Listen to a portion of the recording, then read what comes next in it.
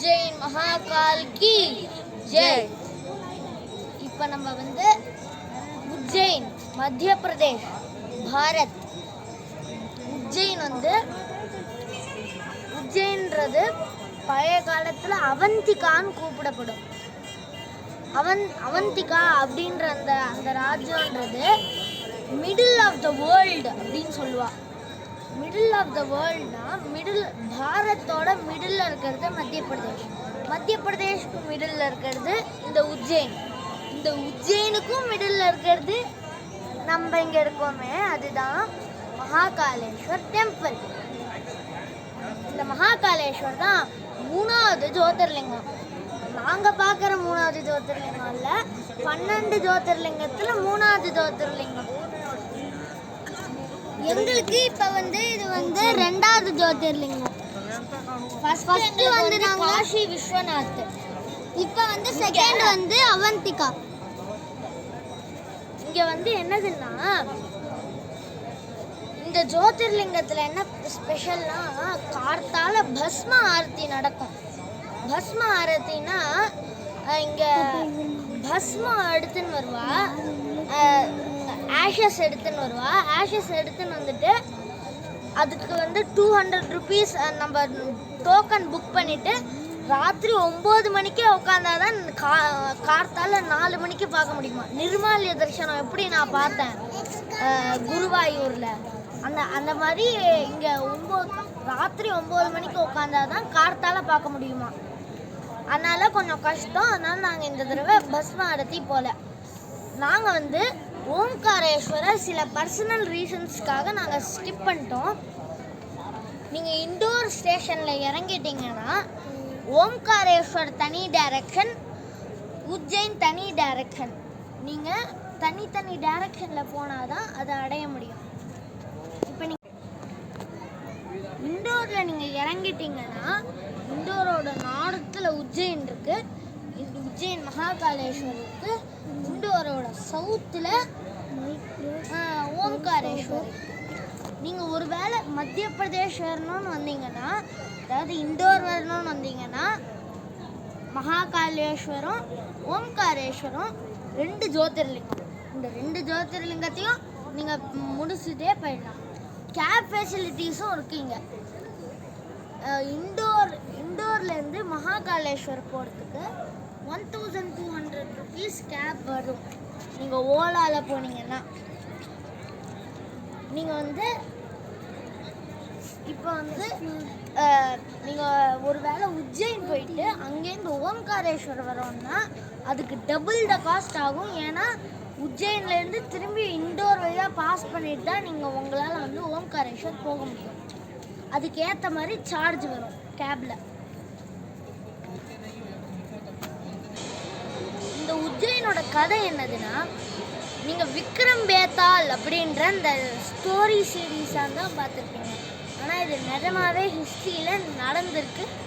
விக்ரமாதித்யா அப்படின்ற அந்த ராஜா இந்த இடத்துல தான் ரூல் பண்ணியிருக்கா. அப்புறம் இந்த மிருத்யுஞ்சய் அதாவது இந்த மகாகாலேஸ்வரம் மிருத்யுஞ்சய் வந்து எதுக்கு வந்தாருன்னா, இந்த பேத்தாளம் பார்ப்பீங்கள்ல, அந்த பேத்தாளை வந்து அழிக்கிறதுக்கு தான் வந்திருக்கிறீங்க. பேத்தாளத்தை அழிக்கும் போது விக்ரமாதித்யா தான் இந்த ஏரியாவை ரூல் பண்ணியிருந்தார். உஜ்ஜைன்ற இந்த ஏரியாவை ரூல் பண்ணியிருந்தார் விக்ரமாதித்யா வந்து அந்த பேத்தாளம் வந்து அந்த ஊரையே கொடுமை பண்ணியிருந்தான். அதனால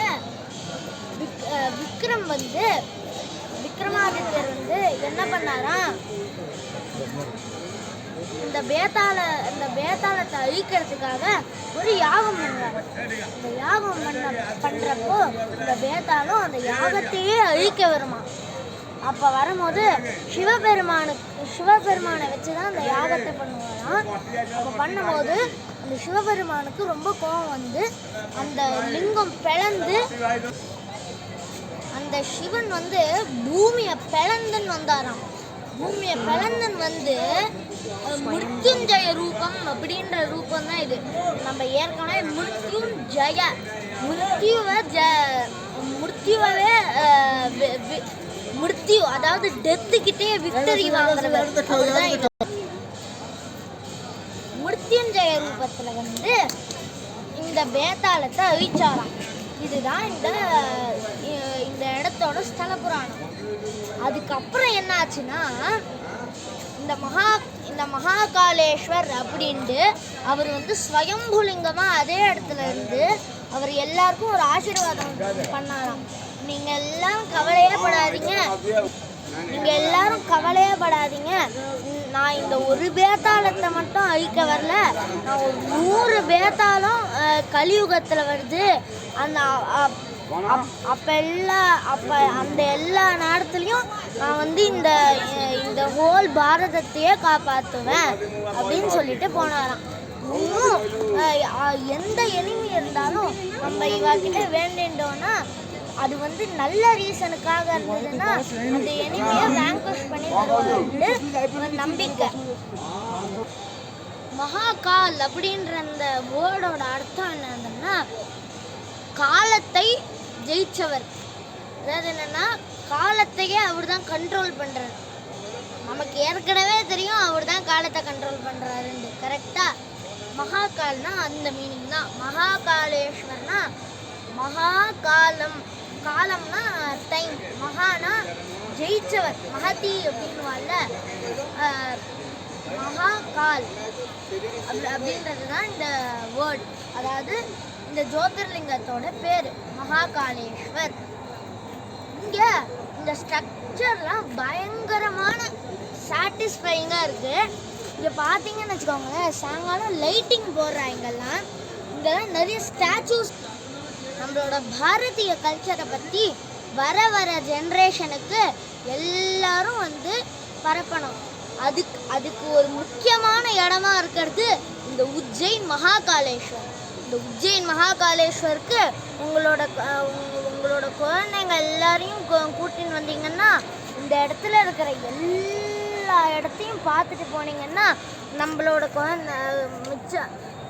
இந்த குழந்தைங்களுக்கு வந்து பாரதிய கல்ச்சர் அப்படின்னா என்னது அப்படின்ட்டு தெரியும்.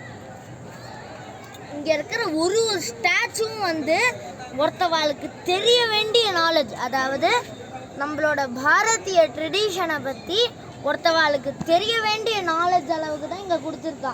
இங்கே சிவனுக்கு கங்கா எப்படி வந்தது, சிவனுக்கு வந்து சிவனோட பையன் யார், அதாவது வந்து சிவன் வந்து ஹாலாஹால விஷம் எப்படி குடித்தார், இந்த மாதிரி விஷயம் எல்லாத்தையும் இந்த இடத்துல ஸ்டாச்சுவையாக நமக்கு புரியறபடியாக கொடுத்துருக்கா. அதுவும் இந்த சாயங்காலம் வந்து லைட்டிங்லாமும் கொடுத்துருக்கா. நீங்கள் பார்த்தீங்கன்னு வச்சுக்கோங்களேன், இந்த இடத்துல வந்து என்ன ஸ்பெஷல்னா இந்த உஜ்ஜைன்ற இந்த ஒரே ஒரு இடத்துலையே ஒரு ஜோதிர்லிங்கமும் இருக்குது, ஒரே ஒரு சக்தி பீட்டமும் இருக்குது. சக்தி பீட்டம் என்ன தெரியுமா? ஹர்சித்தி மாதா. நாளைக்கு போவோம் நாளைக்கு நம்ம வந்து ஹர்சித்தி மாதா, அப்புறம் வந்து அந்த கால் பைரவ் டெம்பிளில் என்னமோ அந்த ஆல்கஹால்லாம் ஆஃபர் பண்ணுவாராம் அந்த கால் பைரவுக்கு.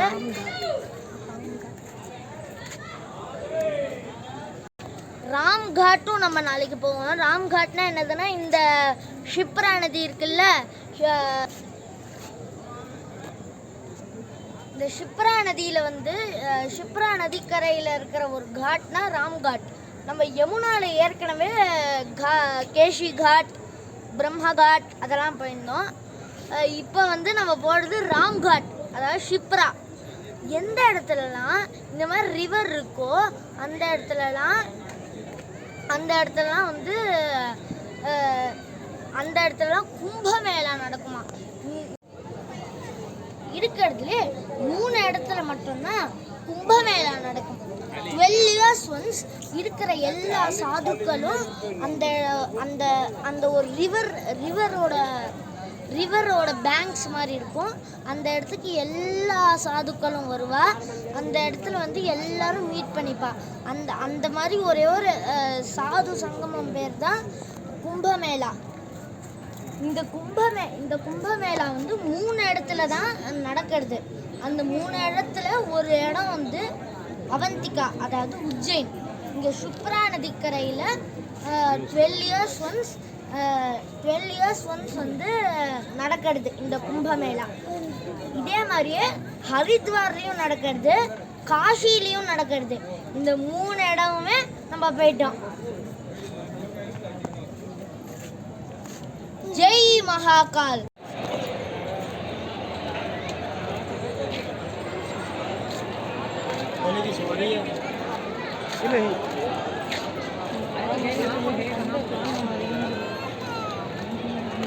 ஜெய் ஸ்ரீ மகாகால். இப்போ நீங்கள் வர மாதிரி இருந்ததுன்னா நிச்சயமாக சண்டே மட்டும் பிளான் பண்ணுறாதீங்க. இங்கே வந்தீங்கன்னா உங்களுக்கு இங்கே தெரியும் எவ்வளோ கூட்டம் பாருங்கள். பயங்கரமான கூட்டம், வெள்ளன்னு நிற்கிறது. அதனால் நீங்கள் வந்து மத்தியானமாக வாங்க. நிச்சயம் மத்தியானம் ஃபுல்லாக திறந்துருக்கும். நீங்கள் வந்து வீக் டேஸாக பிளான் பண்ணி மகாகாலுக்கு மட்டும் மத்தியானம் வாங்க. மிச்சம் எல்லா கோயிலுக்கும் வந்து நீங்கள் வந்து கார்த்தாலையும் சாயங்காலமும் போயிட்டு வந்துடுங்க. கார்த்தாலையும் சாயங்காலமும் வந்து ஆர்த்தி நடக்கும்.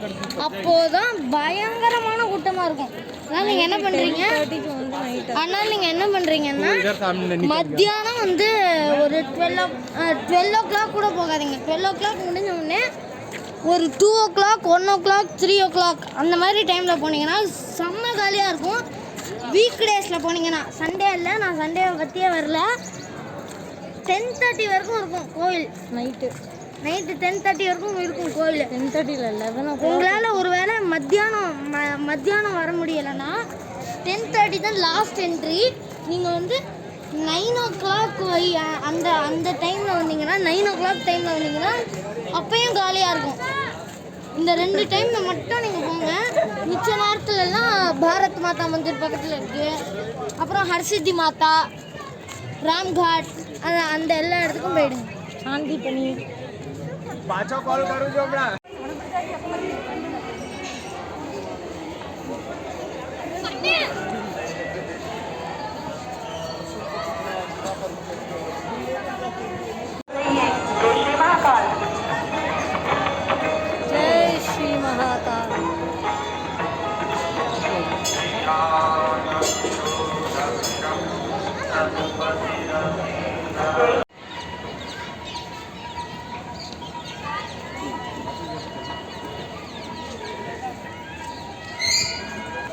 हर हर हर हर महादेव.